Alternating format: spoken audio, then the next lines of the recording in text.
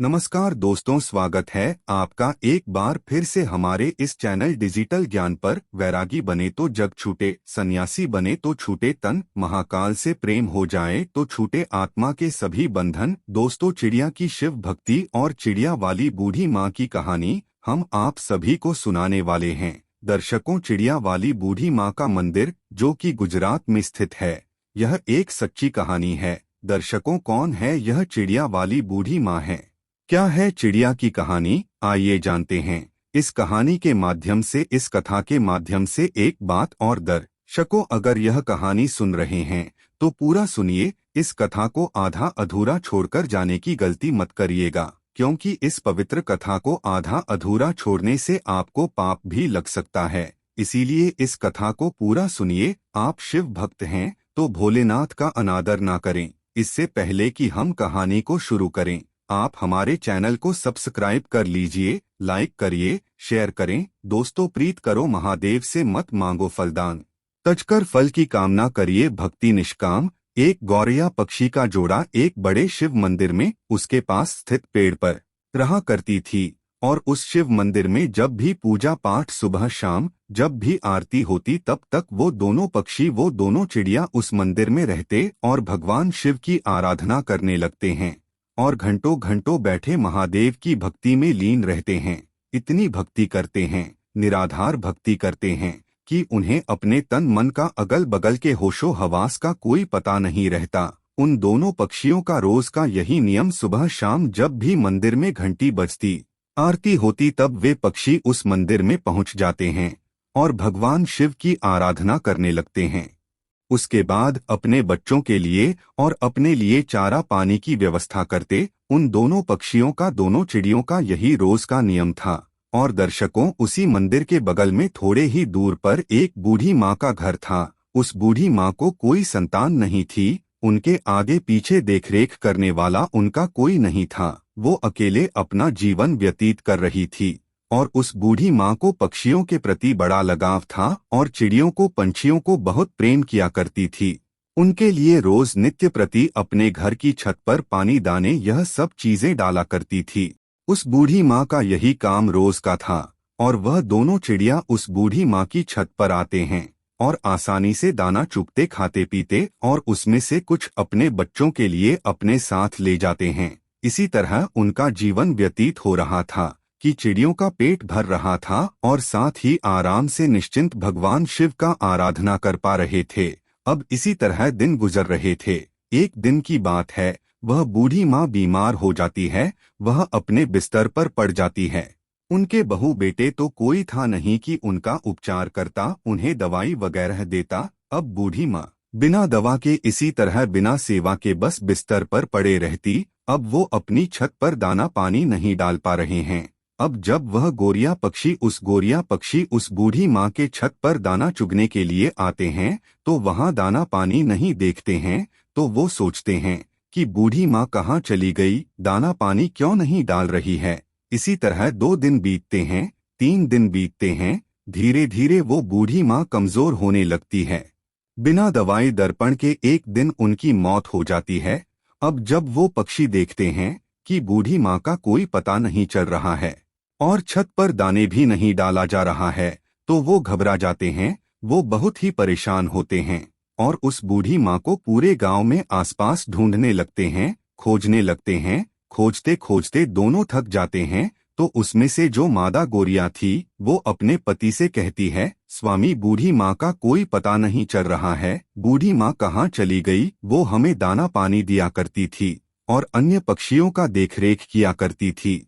वह कहाँ गई? हमने इतना उन्हें ढूंढा, लेकिन वो मिली ही नहीं। अब हम क्या करें? उस गौरैया का पति कहता है कि प्रिय, हमने हर जगह बूढ़ी माँ का तलाश किया, बूढ़ी माँ कहीं नहीं मिली। एक जगह हमने उन्हें नहीं देखा, उनके खुद के घर में। हमें उनके खुद के घर में जाकर देखना चाहिए, शायद वो बीमार तो नहीं है। अब यह कहने के बाद वह गोरिया पक्षी बूढ़ी माँ के घर चले जाते हैं और जब अंदर जाकर देखते हैं तो बूढ़ी माँ अपने बिस्तर पर लेटी है। उनके शरीर में कोई हलचल नहीं है। उनके चेहरे पर, उनके बदन पर मक्खियां भिन्न भिना रही थी। वह पक्षी अपने पंखों के फटाफट से उन मक्खियों को हटाते हैं, बूढ़ी माँ को जगाने की कोशिश करते हैं, लेकिन उनके शरीर में कोई हलचल नहीं। अब गौरैया का पति कहता है कि प्रिय बूढ़ी माँ दुनिया में नहीं रही, उनकी मृत्यु हो चुकी है। यह देखने के बाद दोनों पक्षी बहुत ही निराश, बहुत ही हताश होते हैं। उन्हें बड़ा ही दुख होता है।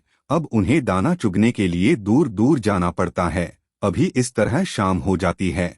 शाम को जब मंदिर का घंटा बजता है, आरती होने लगती है भगवान शिव का, तब वो दोनों पक्षी उस मंदिर में पहुंचते हैं और एक पैर पर खड़े होकर भगवान शिव की निराधार भक्ति करने लगते हैं, उनका जप करने लगते हैं। 1 घंटा बीतता है, 2 घंटा बीतता है, इसी तरह बहुत लंबा समय बीत जाता है। इसी तरह बिना खाए पिए लगातार महादेव की भक्ति करते रहते हैं। ऐसे करते करते 1 महीने बीत जाते हैं। उन पक्षियों ने महादेव की भक्ति करना छोड़ा नहीं, महादेव की भक्ति करते रहे। यह चीज देखकर महादेव भोलेनाथ बड़े ही प्रसन्न होते हैं और उन पंछियों को दर्शन देते हैं और कहते हैं, हे गोरिया, तुम्हें क्या चाहिए? तुम जो मांगोगे मैं तुम्हें दूंगा। मैं तुम्हारी भक्ति से, इस अखंड भक्ति से बड़ा ही प्रसन्न हूँ। छोटी सी जान होते हुए तुमने अपनी औकात से बाहर, अपनी क्षमता से बाहर भक्ति किया है, इसलिए मैं बहुत ज्यादा प्रसन्न हूँ। तुम जो मांगोगे मैं तुम्हें दूंगा। तब गोरिया ने कहा, हे प्रभु, हमें कुछ नहीं चाहिए, हमें बस एक चीज चाहिए। आप हमारी उस बूढ़ी माँ को, उस पुण्यात्मा को फिर से हमें लौटा दीजिए, उन्हें जीवित कर दीजिए, बस हमें यही चाहिए। भोलेनाथ ने कहा कि पक्षियों, यह किस दृष्टि का नियम है? अगर जो मर जाता है वह कैसे जीवित हो सकता है? मैं सृष्टि के चक्र में कैसे बाटा बन सकता हूँ? तुम और कुछ मांग लो। तब उस चिड़िया ने कहा, नहीं भोलेनाथ, हमें कुछ नहीं चाहिए, हमें बस हमारी बूढ़ी माँ चाहिए और कुछ नहीं, आप हमें वापस कर दीजिए।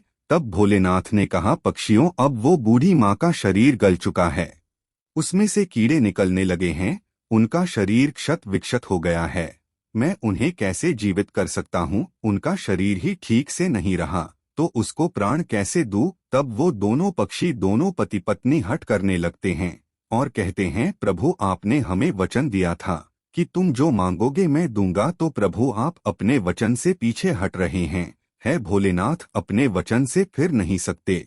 तब महादेव ने कहा कि है पक्षियों, तुम्हारे हट के आगे मैं विवश हूँ और अपने वचन के आगे। अब इस प्रकार भोलेनाथ ने और उस बूढ़ी माँ के क्षतविक्षत शरीर को सही किया, फिर उसमें प्राण फूंक दिए। इस प्रकार वो बूढ़ी माँ फिर से जीवित हो गई। अब अपने सामने भगवान भोलेनाथ को देखकर बूढ़ी माँ भाव विभोर हो जाती हैं, बड़ा ही प्रसन्न होती हैं। कहती है प्रभु, मेरे जन्मों जन्म के दुख, जन्मों जन्म के पाप आपके दर्शन मात्र से कट गए। आपने मुझे दर्शन दिया है प्रभु, मैंने ऐसा क्या पुण्य किया था कि आपने मुझे जीवित कर दिया? तब भगवान शिव ने कहा कि बूढ़ी माँ, तुम्हें मैंने तुम्हारे कारण ही जीवित किया है। मैंने तो तुम्हें उन दोनों पक्षियों के लिए जीवित किया है। उन दोनों पक्षियों ने निराधार भक्ति किया, दिन रात बिना अन्न पानी ग्रहण किए मेरी पूजा की, एक पैर पर खड़े होकर मेरी आराधना किया। इसी कारण मैंने उन्हें आशीर्वाद दिया। उन्हीं की वजह से तुम आज जीवित हो, इस धरती पर हो। वह पक्षी कोई और नहीं जो तुम्हारी छत पर जो गौरैया पक्षी का जोड़ा रोज दाने चुगने आता है, उसी ने भक्ति की है, उसी के कारण तुम आज जीवित हो। अब बूढ़ी माँ ने दंडवत प्रणाम किया और फिर भोलेनाथ वहां से अंतर्ध्यान हो गए। फिर वह बूढ़ी माँ फिर से अपने छत पर दाने डालने लगी, पानी रखने लगी और वो पक्षी, वो गौरैया पक्षी का जोड़ा उस माँ की छत पर आते हैं और पानी पीते हैं, दाना चुगते हैं। तब उस बूढ़ी माँ ने उन गौरैया पक्षियों से कहा है, पक्षियों, तुमने मुझे जीवन दान दिया है, भगवान भोलेनाथ की आराधना की, अपने लिए मांग कर मेरे लिए मांगा है। पक्षियों, मैं यह चाहती हूँ तुम मेरे घर पर बस जाओ, तुम मेरे घर पर ही वास करो और नित्य प्रति मेरी आंखों के सामने रहो। अब यह सुनने के बाद उस बूढ़ी माँ का प्रस्ताव वह दोनों पक्षी स्वीकार करते हैं और उस बूढ़ी माँ के घर आकर रहने लगते हैं। इसी प्रकार दिन बीतने लगते हैं और उस बूढ़ी माँ की चर्चा गांव-गांव में फैलने लगता है, दूर दराज तक फैलने लगता है कि एक बूढ़ी माँ है जो मर कर भी जीवित हो गई और उनमें अजीब सी शक्ति आ गई है। और इसी तरह उस बूढ़ी माँ के पास धीरे धीरे करके एक एक लोग जिनको कोई दुख रोग होता, उनके पास आता और अपना कारण बताता। भगवान भोलेनाथ के नाम पर पूजा पाठ कर दिया करती, तब उन लोगों का दुख दूर हो जाया करता। धीरे धीरे लोग ठीक होने लगे। अब उस बूढ़ी माँ की ख्याति दूर दूर तक फैलने लगा और दूर दूर से लोग उस बूढ़ी में माँ के पास लोग अपना इलाज कराने, अपने तकलीफों को दूर करने के लिए आया करते हैं। अब इसी प्रकार बहुत दिन हो जाता है और वो बूढ़ी माँ जीवित अपने उसी स्थान पर समाधि ले लेती है। आज उसी समाधि स्थल पर उस बूढ़ी माँ का एक भव्य मंदिर है। वह मंदिर गुजरात में स्थित है। चिड़ा वाली बूढ़ी माँ के नाम से वह मंदिर जाना जाता है। उस मंदिर पर आपको गोरिया पक्षी का जोड़ा हमेशा देखने को मिलेगा और दर्शकों इस मंदिर की बहुत दूर दूर तक ख्याति जाती है। लोग कहते हैं किसी को भी कोई तकलीफ रहता है, कोई शारीरिक कष्ट रहता है, कोई रोग रहता है, तो वहां जाने पर, भक्ति करने पर, पूजा पाठ करने पर वो तकलीफ वो रोग ठीक हो जाता है। प्रिय दर्शकों, एक गौरैया पक्षी ने उस बूढ़ी माँ को कैसे अपने अखंड भक्ति से जीवित कर दिया। भोलेनाथ कृपा से वह बूढ़ी माँ जीवित हो गई। वह बूढ़ी माँ लोक कल्याण करने लगी। तो दर्शकों, इस कहानी से एक सीख मिलती है, हमें कभी किसी दूसरे पर निर्भर नहीं रहना चाहिए। दोस्तों, जब तक बूढ़ी माँ जीवित थी, वो दोनों पक्षी उस माँ पर आश्रित थे। उनके मरने के बाद वो पक्षी तिल मिलाने लगे कि हमें भोजन कहाँ से मिलेगा। अब इसी कारण उन्हें कष्ट होने लगा, क्योंकि उन्हें आदत नहीं था दूरदराज से भोजन खोजने का। उन्हें रखा रखाया भोजन मिल जाया करता था। इसीलिए कभी भी कठिन परिस्थिति आने पर हमें अपने आप को तैयार रखना चाहिए। हमें किसी अन्य के भरोसे नहीं रहना चाहिए। आज वह व्यक्ति मेरे लिए है, कल नहीं रहेगा, तो मैं अपने आप को कैसे संभालूंगा। यह सोचना चाहिए कि हम अगर भगवान का सच्चे मन से निराधार भक्ति करेंगे तो हमें उस भगवान का दर्शन जरूर होगा, तो हमारी पाप जरूर कटेंगे, हमारा दुख अवश्य दूर होगा। बस जरूरत है तो मन में सच्ची श्रद्धा की, सच्ची भक्ति की, जो उस गौरैया पक्षी ने किया। करता करे न कर सके, करता करे न कर सके, शिव करे सो होय, 3 लोक 9 खंड में महाकाल से बड़ा न कोई। तो दोस्तों, यह थी आज की हमारी प्रस्तुति। यदि आपको आज की हमारी प्रस्तुति अच्छी लगी हो तो कृपया इस वीडियो को लाइक एवं चैनल को सब्सक्राइब जरूर करें। धन्यवाद। जय श्री कृष्णा। ओम नमः शिवाय। राधे राधे।